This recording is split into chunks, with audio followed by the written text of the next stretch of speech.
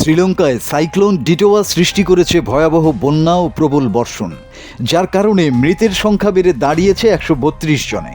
পাশাপাশি নিখোঁজ রয়েছেন আরও 176 জন। পরিস্থিতি নিয়ন্ত্রণে শ্রীলঙ্কা সরকার জরুরি অবস্থা জারি করেছে এবং আন্তর্জাতিক সহায়তা চেয়েছে। দেশটির দুর্যোগ ব্যবস্থাপনা কেন্দ্র জানায়, এই দুর্যোগে প্রায় 15,000 বাড়িঘর ধ্বংস হয়ে গেছে। প্রাকৃতিক এই বিপর্যয়ে প্রায় 44,000 মানুষ অস্থায়ী আশ্রয় কেন্দ্রে আশ্রয় নিয়েছে।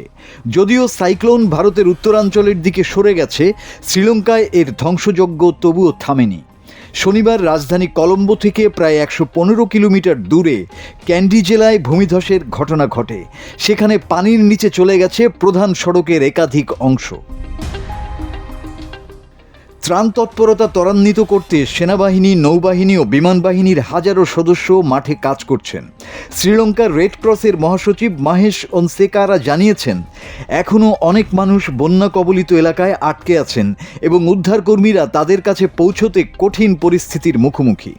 তিনি বলেন, ত্রাণের চাহিদা ক্রমেই বাড়ছে, পানি বৃদ্ধি পাচ্ছে এবং দুর্যোগ এখনও কাটেনি।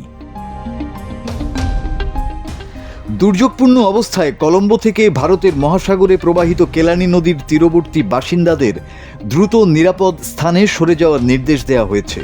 শুক্রবার নদী উপচে পড়ার ফলে শত শত মানুষ অস্থায়ী আশ্রয় কেন্দ্রে চলে আসেন।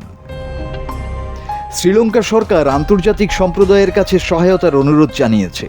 পাশাপাশি বিদেশে থাকা শ্রীলঙ্কানদেরও নগদ সহায়তা পাঠানোর আহ্বান জানানো হয়েছে।